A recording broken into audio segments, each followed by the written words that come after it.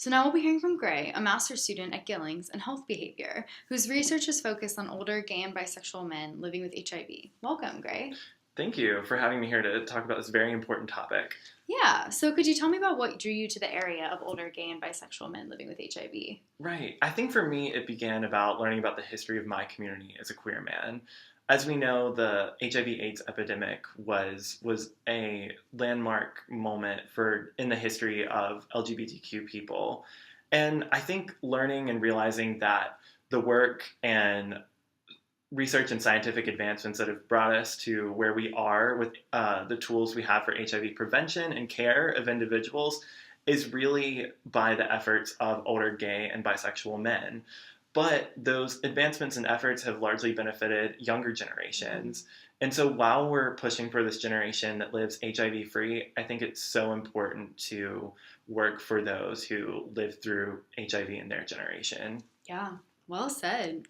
So, what are some of those needed areas of focus for improving the health of older gay and bisexual men? Well, a critical area of need is definitely around consistent HIV testing. We Mm-hmm. know that with older individuals and older MSM or men who have sex with men, that they are being recommended for testing and given testing at a much lower rate than younger individuals.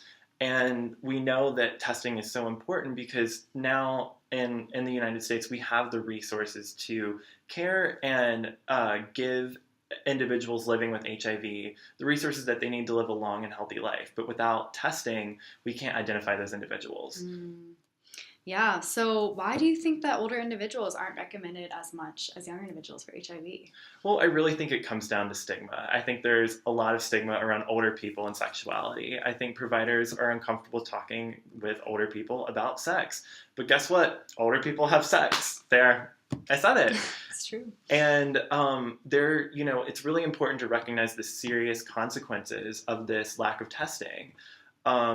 The largest delay is seen in this older demographic for between infection and testing.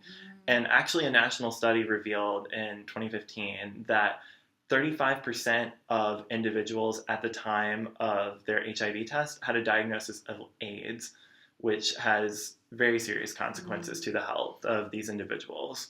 Yeah, that sounds like a serious finding. So, what are the consequences of those delays? Right. Well, the consequences of those delays come from the effects that HIV has on the immune system.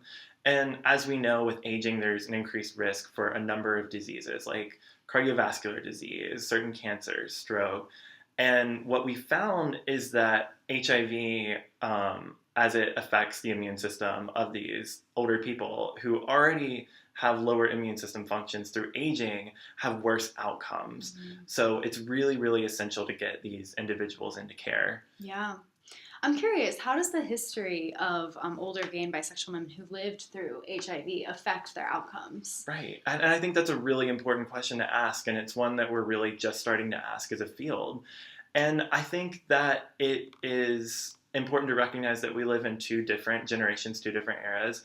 And in the generation that these gay and bisexual men lived, they didn't even have a name for this disease. They really lived in a time where misinformation was spread and accepted. So while we have these tools of prevention, these resources, it's very difficult to reach these needed populations because for those who lived through the epidemic, there's a lot of trauma.